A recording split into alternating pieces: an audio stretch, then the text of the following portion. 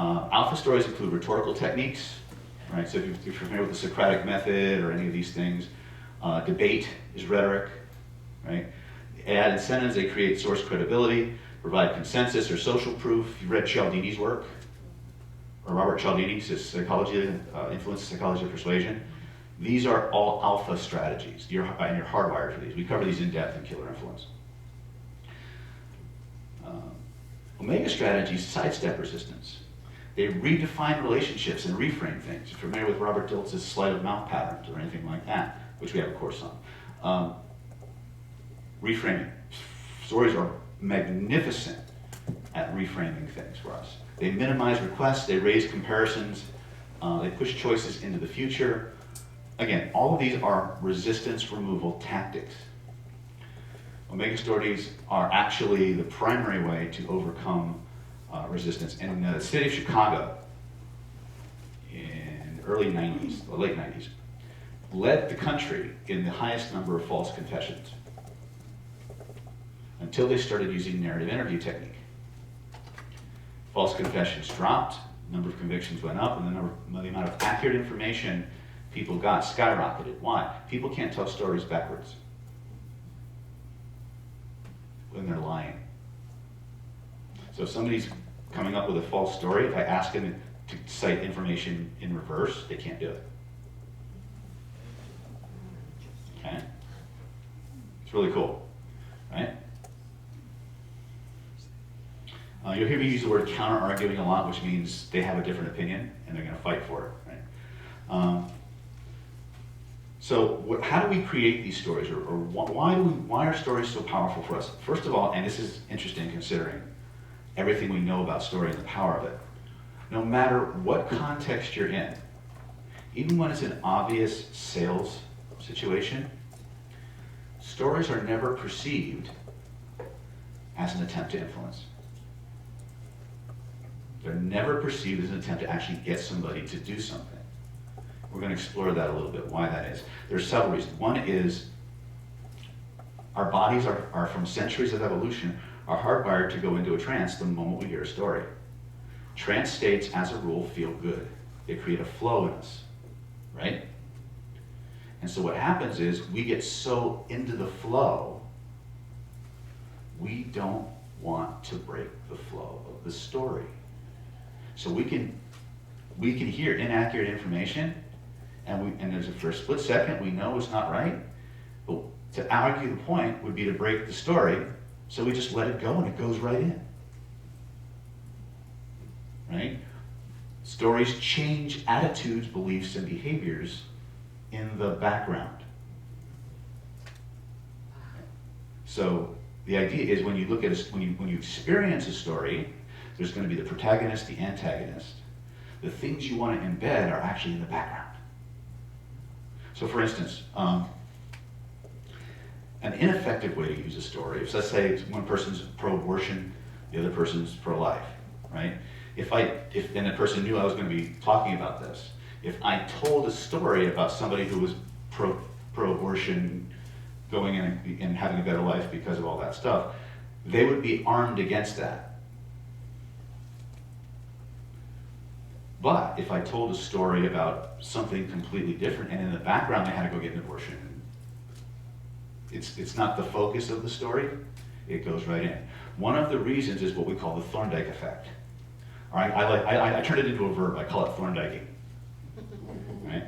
Thorndyking is what happens is when you start to hear a story, you start to see the world through the eyes of the body of the character. Right? How many have read a novel?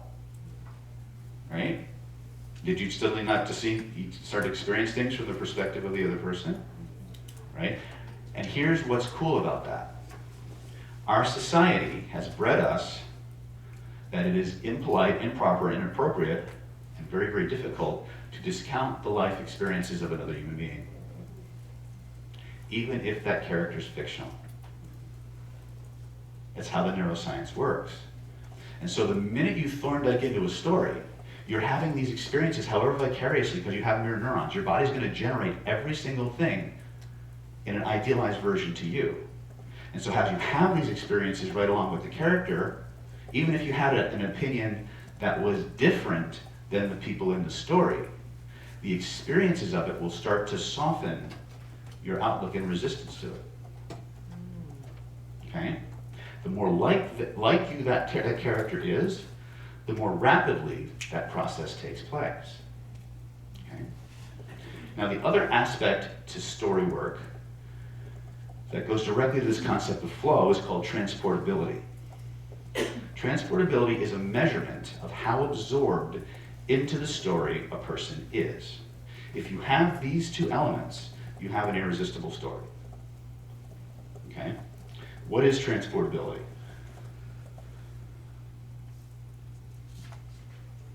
This is important too. Your stories don't have to be true, even if they are. They have to, hold on a second, Mike. Here we go. They just have to be plausible. From a neuroscience perspective, social science perspective, while it is true that the experiences of fictional characters are not objectively real, the details don't seem to impact the persuasion power of narratives in any way. So you can tell a true story, you can tell a made-up story, it's not going to matter. As long as what you're saying is plausible. The way the neurology, let me see if I can find this. I'll just paraphrase it for you. The way the neurology says, the system says it, is that the brain doesn't sort for truth, it sorts for plausible. If it's true but not plausible, it's false. If it actually happened but it's completely implausible, people will tend to file it and process it as inherently false. If it's untrue but it could have happened, they'll file it as true. Right? Now, in CPI 1, we teach you two very specific language patterns to tap into that function in the human brain. It's called cause and effect languaging and complex equivalence. Everything human beings do is based on those two patterns, because that is the foundation of your belief system. Your neurology, whenever you have an experience, is always trying to figure out what happened first, then what happened next, and what does it mean. All your beliefs are built this way. So when you speak to people in that structure, and by the way, all stories are constructed in that same standard sequences. Something happened, it caused something else, and that meant this. Wash, rinse, repeat. Your whole neurology, everything about you from the time you were conceived up to now, everything you remember is in the form of a narrative, a sequence of cause and effect linkages. When you start talking in cause and effect, which in a specific way, you can't not talk in cause and effect. Right? But if you link things that are true at certain key points in that sequence, your brain processes everything else as true. Okay? So as long as it's plausible, fact or fiction doesn't matter. And plausibility does seem the biggest factor in determining the acceptance of a message contained within a metaphor. Yeah, there it is. Plausibility may very well be the yardstick by which truth within a story, narrative, or parable is measured. So, Omega Strategy 1. Create a character. Now, remember, a story is not just one day at band camp. Right? A story has a time, a place, a protagonist, and an antagonist. If you want a full story. You can have anecdotes, you can have little vignettes, but to qualify as a story, it has to have these elements. If that makes sense.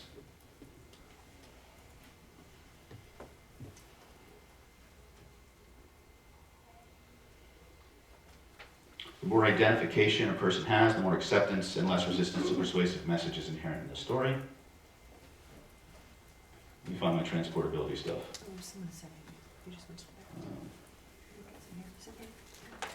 I'm running through time, so I'm just going to skip around. So the first aspect of transportability, there's 5 areas you want to build into your story. First is called cognitive attention. You want it to dominate a person's cognitive attention. How much attention is the subject paying to the story? Was the subject mentally involved in the narrative while experiencing it? Right? The way I talk about absorbing. How many of you have ever been to a movie?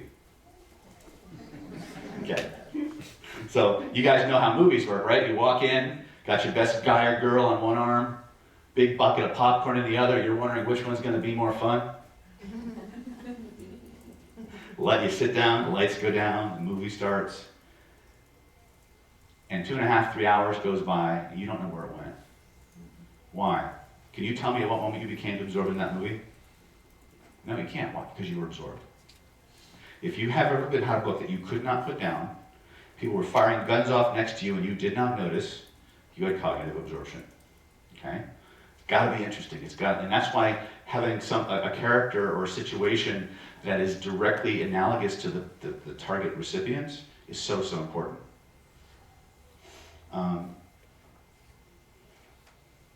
Emotional involvement.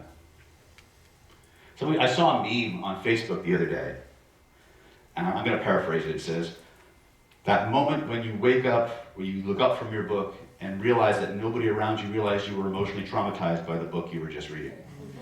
Right? How emotionally engaged were you? You've all had those movies where you just can't. Like my daughter's, God bless her, my daughter's just like me. Like when I was little, there were certain moments of embarrassment or shame for the character in the movie. I couldn't watch. I had to get up and leave the room. And my poor baby girl, every time there comes a movie where the character's about to be majorly embarrassed, she has to get up and leave. I say, sit down. I try to give her a little tough love, but I understand. I never told her, but that's exactly what I went through too, because I'm a wuss at heart.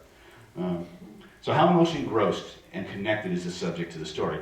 Are they feeling the emotion of the subject or responding in emotion to the events in the story?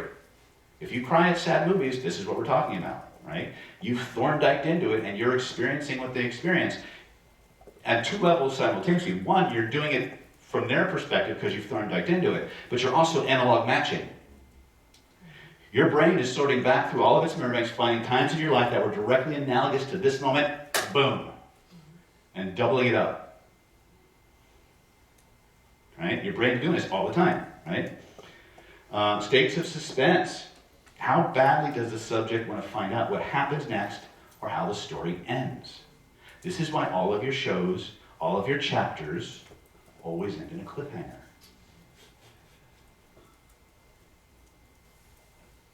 You can't wait to see. Exactly. Jurassic Park. Exactly. Right?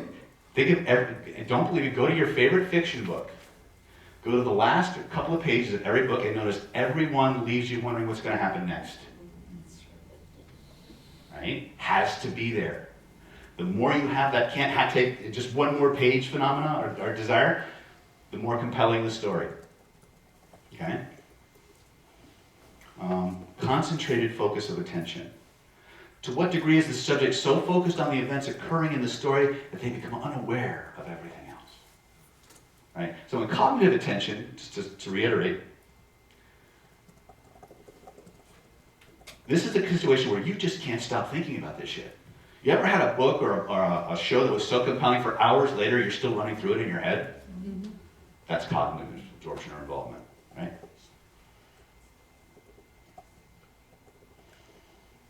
Concentrated focus of attention. To what degree is the subject so focused on the events occurring within the story they become unaware of everything else? I think I just talked about that.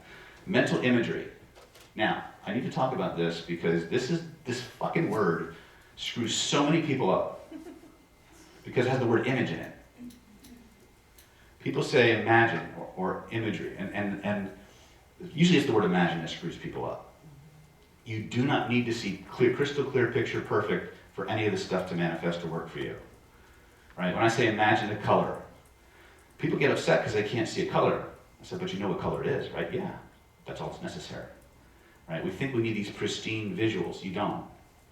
Most of us can perfectly remember and imagine the layout of our bedroom. We don't see clear anything. But we know exactly where everything, that's good enough. Right? Even, and I really believe this. I've never really tested it too much, but I really believe it. I think aphantasic people also see pictures, they're just unconscious of it. Because if they didn't, how would they enjoy reading? Because reading starts off as an internal dialogue. And then all the other depending on how the literature is written, when you hit a visual word, your visual cortex is going to fire. When you hear an auditory word, the auditory cortex is going to fire. When you hear an olfactory word, the olfactory cortex is going to fire to create the experience inside. And when aphantasic people start to talk, they move their hands just like somebody who's not aphantasic makes pictures. They'll talk about this, and they'll move it over here. And so there's somewhere below the threshold of conscious awareness, their proprioceptive or spatial awareness is still creating images, shapes, that they may not consciously access, but they're there, right? So, For those of you who do any kind of work with aphantasics, if you do, define aphantasia. aphantasia is the inability to see pictures, mental pictures.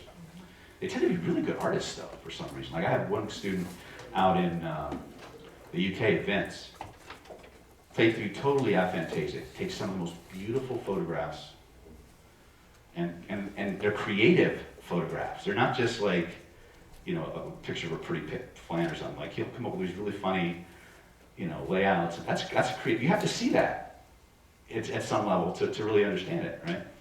So I think there's some, just like we have when we have hypnotic and blindness or amnesia, the part of your brain that sees is still firing. It's just your neurology's crossing it out.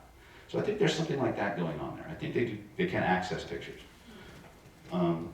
So when you're looking at a story, and this is actually, I used to teach personal injury attorneys how to create stories that were like absolutely irresistible and stuff like that. And so what I did was, because one of the things that personal injury attorneys do is they run focus groups. Like if they've got a big case coming up, they're going to figure out, okay, I need to test this presentation. So they're going to hire people to come in and be jurors on a mock jury panel that are as close to the people they want to select for the actual case as possible, and they present their case and they get the feedback from the mock jurors. Now, again, if you're doing any kind of marketing, if this is worthwhile, I don't, you know, it might be something to do just if you want to have a story that you want to deploy clinically. Grab a few people, tell them the story, have these images built in it, and then have them rate the story based on these 5 criteria, right? Now, why do we want this transportability factor? Transported people are less able to detect or even recall false notes in the story. They can't remember the inaccurate information. Okay? The greater the level of transportation, the higher degree of acceptance rate.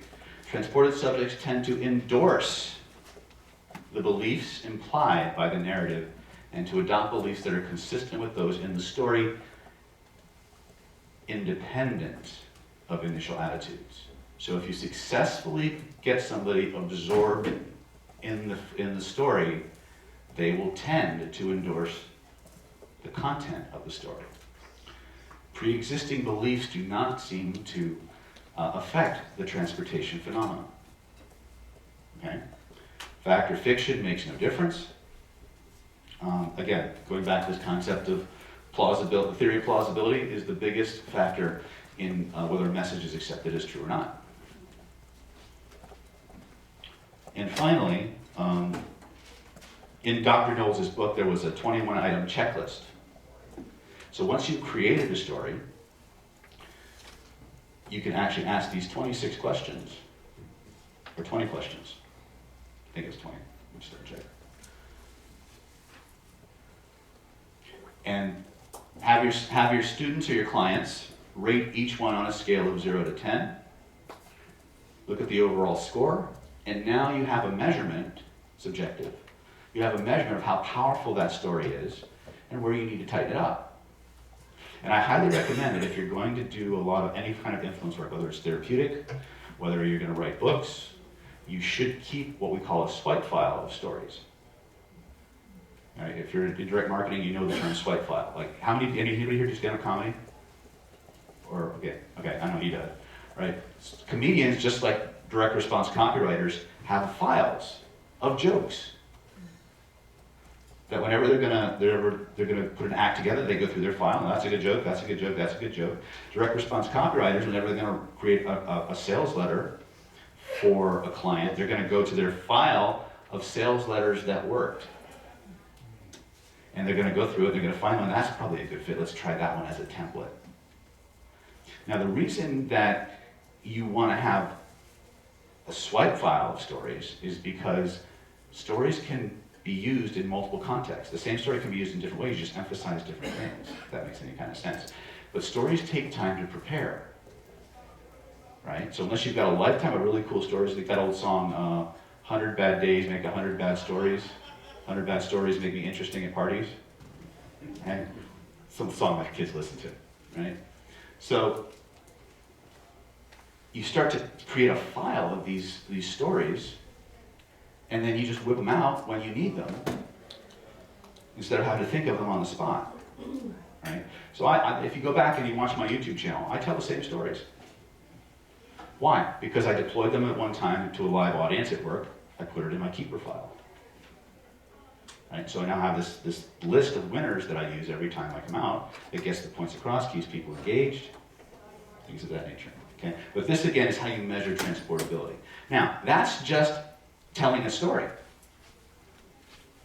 If you're trained in NLP, you can use stories as a delivery mechanism for other persuasion techniques. You can build things into the story that as the story is processed, all these other little warheads, for lack of a better word, are deployed as well.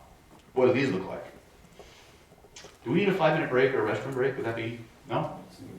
No. I just took one, it was fantastic. Yeah, it was. Thank you for that. Yeah. All right, let's go back. Let's look at one of my. And when people think of David Snyder telling story, teaching about story, this is kind of what they think about, or when they think about NLP. I call this becoming an NLP story ninja, right? Psychoneurodynamics. So first of all, everything we've talked about is already in play before we hit these. If you knew nothing about NLP, but just the idea of identification and transportability, you would have powerful, irresistible stories. Okay? So the Thorndyke effect. People automatically insert themselves into the story. Identification factor. They need to be relatable and relevant. Okay? Brain entrainment. The minute you say, look, that reminds me of a story. Boom. Brainwave starts to entrain. It's just going to happen. Might as well use it. It's going to happen anyway. Okay? Transportability. 5 key factors, actually. That lower resistance to persuasion, prime behaviors, and increase engagement. What other things can we do to prime? The first one is called behavioral template priming, or what we call semantic priming. Behavioral priming is where we talk about ourselves or the protagonist of the story who does a certain set of things. So for example, one of the most famous pitchmen on the planet is a guy named T. Harv Eker. And T. Harv and we actually, in this class, we actually dissect transcripts of his actual presentation and show you all the embedded stuff from the stories and the sequences, the embedded commands, the confusion inductions that have people stampeding to the back of the room to level up. If you want to have that kind of ability with your patients, your students, your clients, pay very close attention. So the first thing is behavioral priming. And again, I'm going to mangle the story a little bit here, but it's very short, so give myself. It's no secret to most people in here that I started a business by putting $2,500 on my Visa card. I sold it 4.5 years later for over $1 million, or $4 million. Anybody here want to sell their business for $4 million? Yeah. Right? So you're all going, I'm not going to buy it, I'm not going to buy it. But in your head you're going, fuck yeah, I want to do that. Right? Then what is he going to do? He's going to tell other stories. He's going to bring these people up, and at the end of the training, at the precise moment, he's going to give you the opportunity to level up. Guess how much the course is? $2,500. So the minute you hear the cost of the course, the behavioral prime triggers, and you take the appropriate action. Now here's the thing you gotta understand. Priming is not mind control. Priming is predisposition. You've all heard the story of subliminal advertising this and subliminal advertising that. Priming works only if the person actually is in the mood to do it. And what I mean by that is, let's say I'm priming you to eat pizza and beer, right? I'm talking about this really cool pizza place I ate at the other day, and I ate that pizza so good, I'm so hungry, right? Now your brain's thinking pizza. But if you're not hungry, you can walk right by the pizza place, nothing's going to happen. But let's say you're ravenous, right? I've kept you an extra 6 hours. I was only supposed to talk for 1, right? Your bladder's screaming at you.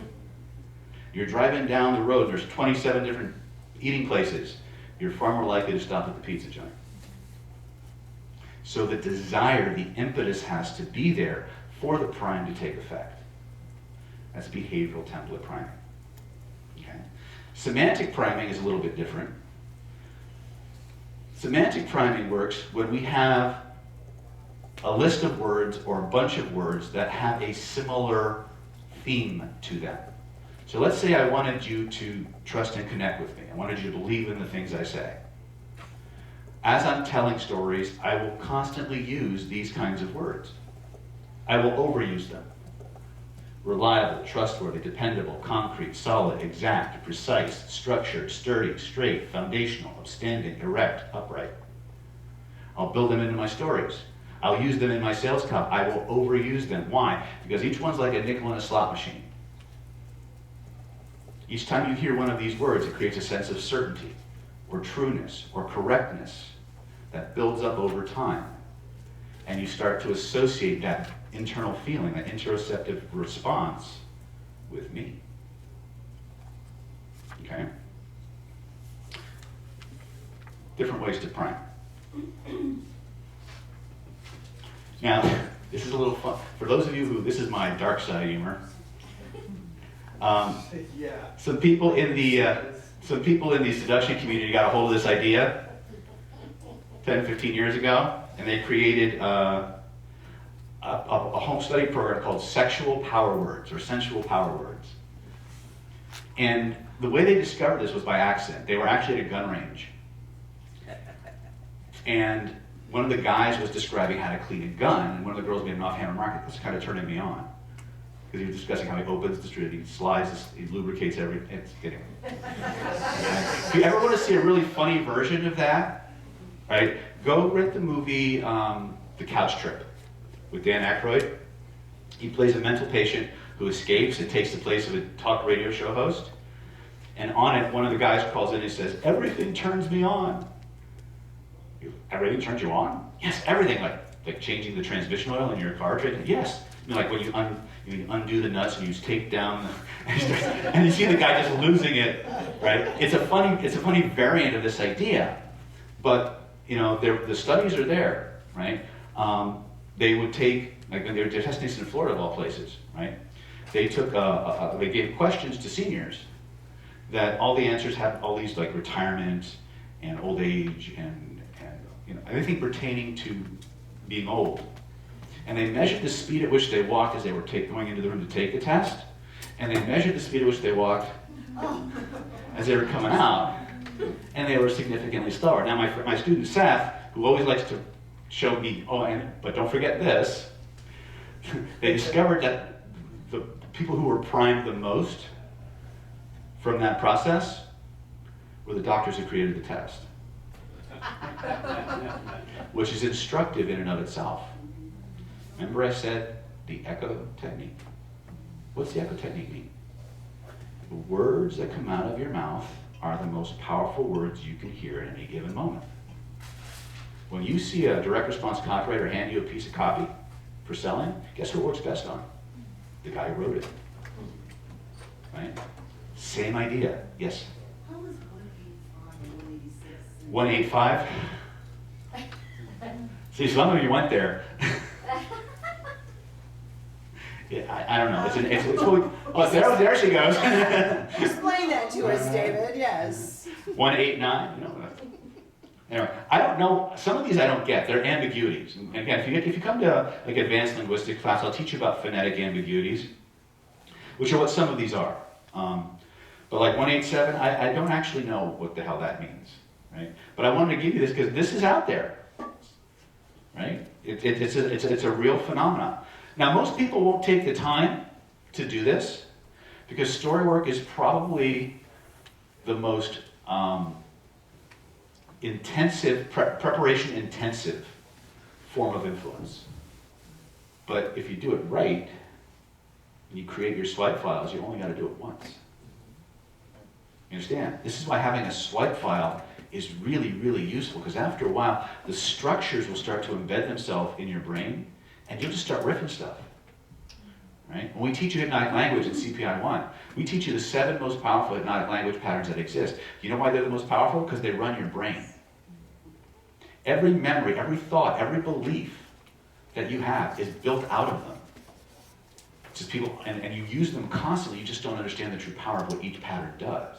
But if I try to teach you the patterns by speaking them to you, you'll go right into trance and you won't remember them.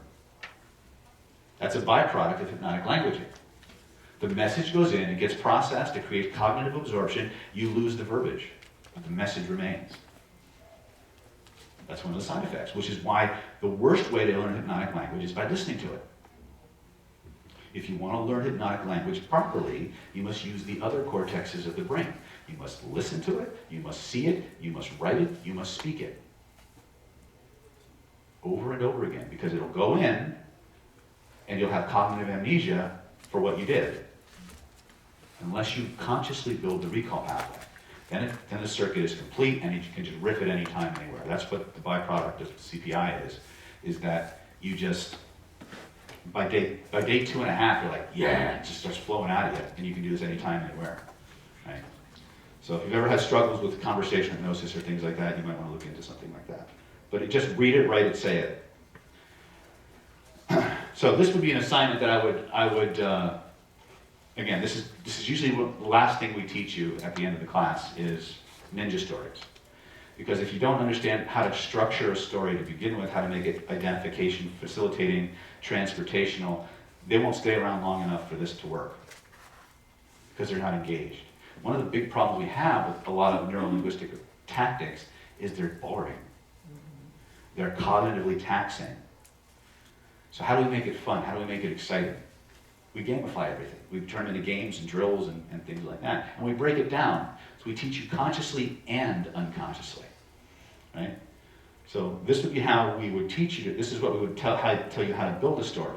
Define a context, set an outcome, and tell a story using modal speaking, which is sensory-based language. Visual, auditory, kinesthetic, olfactory, gustatory. If you're not doing that already, that alone will drive people into a profoundly altered state that feels good to them.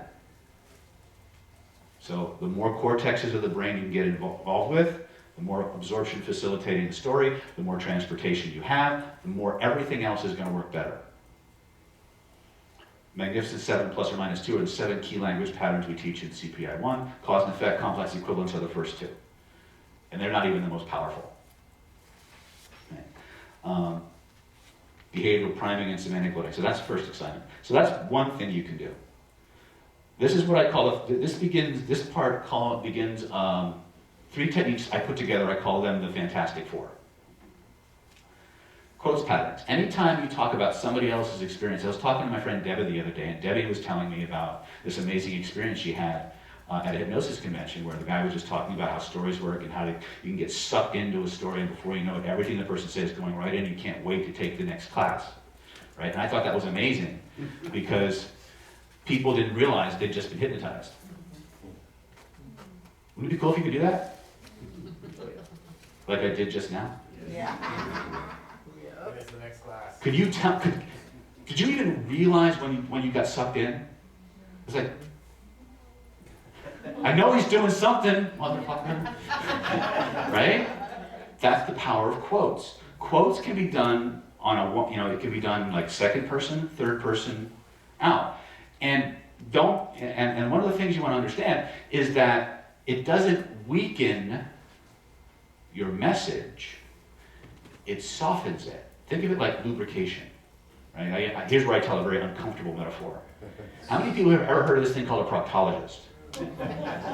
Or a gynecologist? Right? Imagine going to a gynecologist who didn't use lubricant. Ouch. They may get the job done, but damn, that's uncomfortable. Right? Same idea when it comes to influence. One of the reasons a lot of people have problems with NLP is because it's so powerful. It's so powerful that even if the person you're using it on doesn't know NLP, the technique is so powerful, they feel it viscerally, they know you did something. Because they know you did something, they instinctively get reactant and push back, and they start hyper-analyzing everything you say, and it winds up not working because you've broken rapport.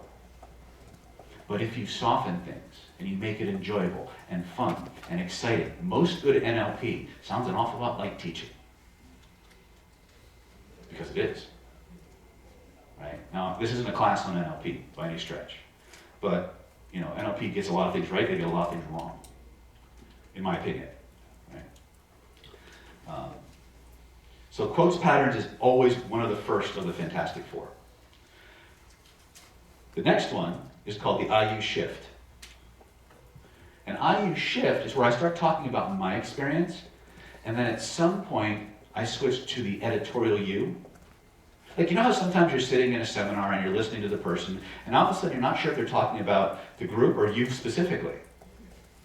And even though you know they're talking to you, you're not sure which you they're referring to. Is it that you or that you? Right? And so your unconscious mind says, well, since I don't know, I'll just do them both. And so everything that the person says gets processed, then you're not doing it. Right? So this works on the concept of ambiguity and subliminal communication, in that as I'm talking about myself, you start to Thorndyke into what I'm saying. You start to analog match, where you start to find a similar experience. So you're literally running a movie of your life in your head about my experience as I'm talking to you. And then all I do is I switch from the editorial you to the personal you, and now I'm talking directly to your unconscious. But your conscious mind doesn't pick it up because it's focused on the words, not the intention. Remember, your mirror neurons are intention-based entities in the body. They focus on intention being aimed at it, which is usually outside the level of most people's conscious awareness. Does that make sense? You know, it doesn't. That's what the neurology says. So it's how it is. Right? So the IU shift, quotes pattern, and finally analog marking. Analog marking. Wait, there's one more, I think. Oh, better commands. We aren't there yet. Analog marking is where I map out in myself, or in using my hands or other gestures, specific people. So this actually goes back to, how many of you guys have ever heard of Dave Dobson? Okay. Most of you have heard of Milton Erickson, obviously. Right? Dave Dobson was the other conversational hypnotist that Bandler and Grinder modeled. And he was the one that came up. How many people here have heard of the unconscious hello? Oh shit, you guys need to get to killer influence like fast. All right, when mammals meet for the first time, as they're approaching each other, the first thing that happens is, hey, how you doing? The eyebrows flash up. You see this really well exaggerated in like New York and New Jersey. Two Goombas on the side, right? He goes, hey, how you doing? Hey, how you doing? The eyes are flashing up and down, right? This is what we call a key stimuli. When two mammals face, and it's not just a human thing, it's an animal thing. When two humans meet, they lock eyes, they make eye contact, one of them flashes, see, she wants to flash back at me, right? Yeah, there we go, see? And so this unconscious hello was actually something, I don't know who actually discovered it in the animal kingdom, but Dave Dobson was the guy that brought it to hypnosis. He found that when you do that flash back, it signals friend. Right? So it creates instant connection and rapport. It signals not an enemy. Big deal if you want information to be accepted. Right? So what Dave Dobson would do is he would get a connection with a person's unconscious mind, usually through an eyebrow flash to kind of set up that dynamic. And then as he's talking to this group, he's looking this way, he would just gesture, like, and you guys are looking where I'm looking. But my intention is zapping that person, so it's going in unchallenged. That's an analog mark, right? If you've ever watched people go, people often make fun of Tony Robbins, right? When you think of Gandhi, and you think of great leaders like Winston Churchill, you see him do this? Right? Yeah. Welcome to the wonderful world of analog marking, right? You know, and when you picture that famous leader, you know, sometimes you connect with people, and before you know it, there's this that golden beam of energy that just connects the two of you. And the longer you listen, the more deep into that connection you feel. You feel the warmth of that glow.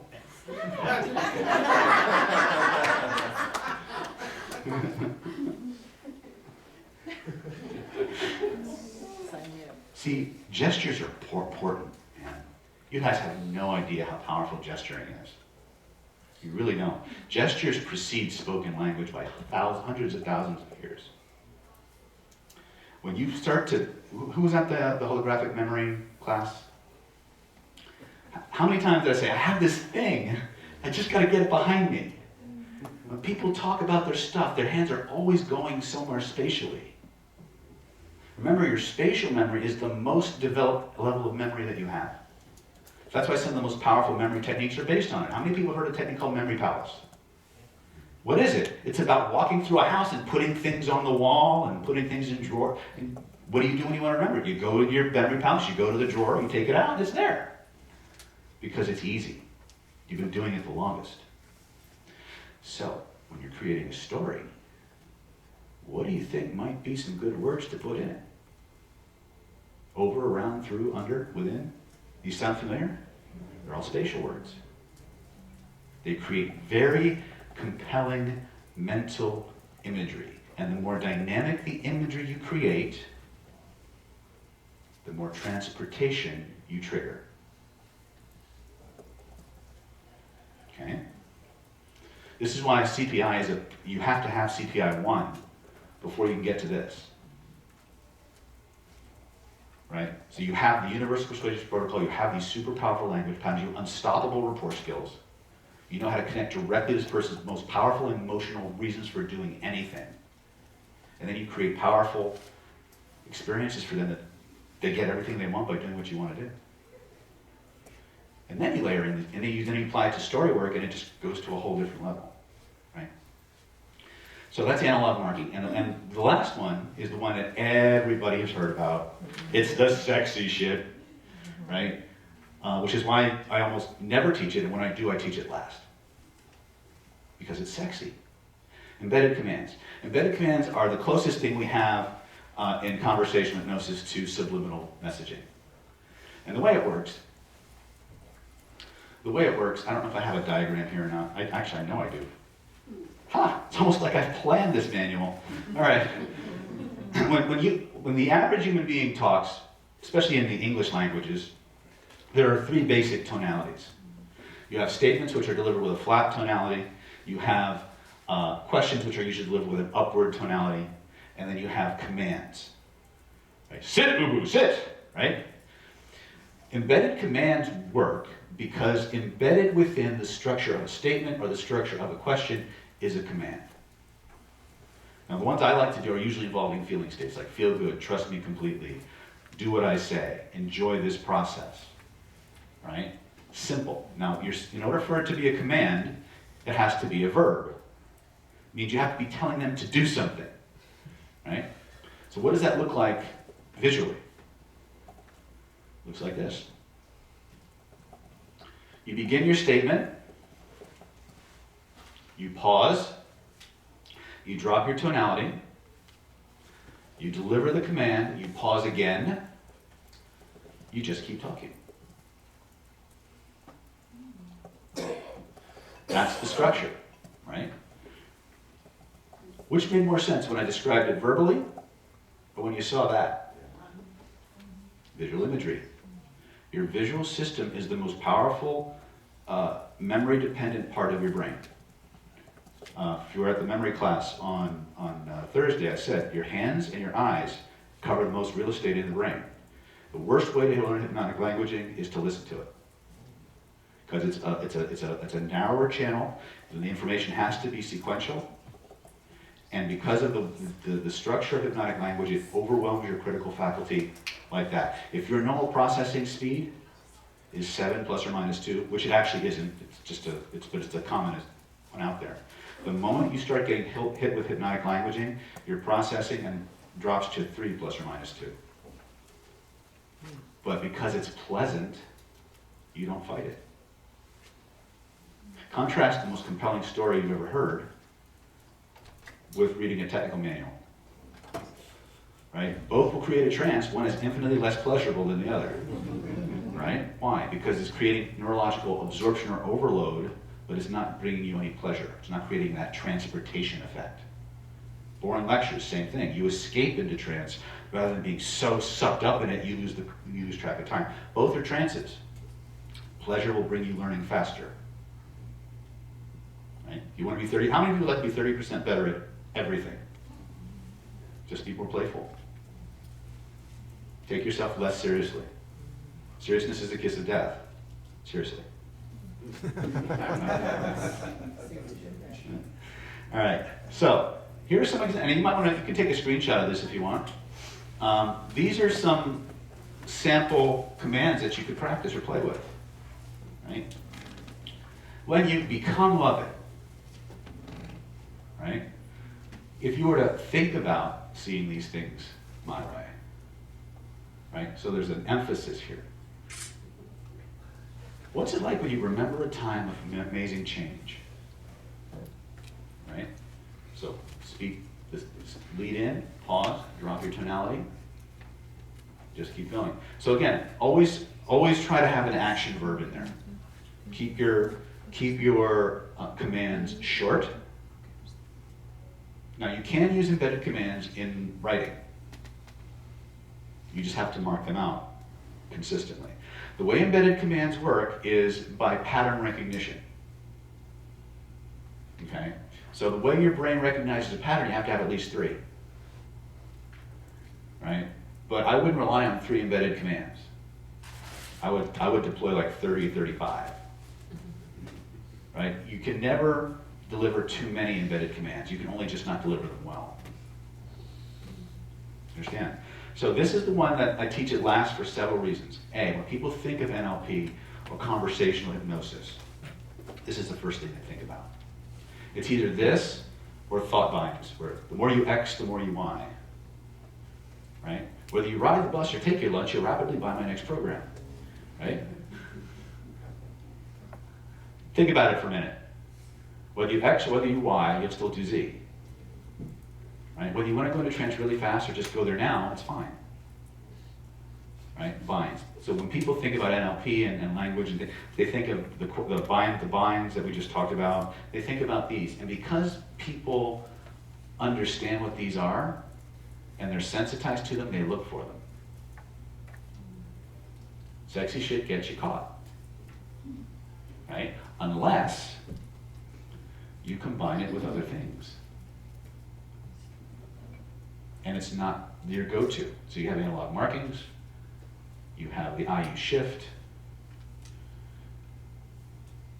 you have quotes patterns. These 4, when you're telling a story, can be deployed together very naturally, very organically, and you can oscillate between one and the other automatically. Right? Again, most of what's important is your intention behind the influence. But now remember, if you've done your work properly, you've constructed your story well already, you don't need any of this. It just gives you more navigation ability, it gives you more amplitude, it gives you more things to prime and deploy. So the story has to be compelling first. If the story's not compelling first, they won't sit around long enough to listen. They'll start checking their phone, finding a reason to go to the bathroom, whatever, right? So, transportability and identification have to come first.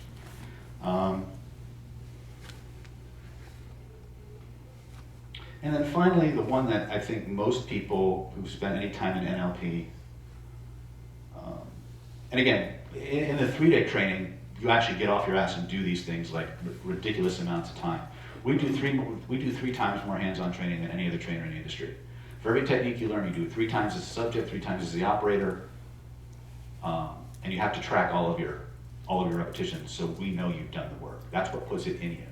This is, again, I can't do that, in the space of 90 minutes or whatever, but I can give you as much as I can, and you can decide how far you want to go and how deep you want to go into this. Right? Nested loops. This is the one that, most people, when they think of Richard Bandler, they think of this one. This is the nested loops. And this is really cool. It works really, really well if you can keep track of your stories. Right? So the way nested loops work is you start one story, at some predetermined point in the story, you start another story. Right? And then you start telling that story, and at some predetermined point in that story, you start telling another story. Now, the common lore is that by the time you hit 3 levels of story, you've opened these loops, the brain's waiting for closure, so it's like in this holding pattern. You can literally just give a ton of direct suggestions, and then you close the 3rd story, you close the 2nd story, you close the 1st story, and they have amnesia for the direct suggestions. Right? Now you can do some really cool, there's some other things you can do with this. You can add to this. How many people have ever heard of something called the boundary effect? Okay. I know you've all experienced the boundary effect, right? How many of you have ever been like brushing your teeth? You come up with this really great idea. You say, I'm gonna write that down. You walk out into the living room, fuck, it's gone. Right?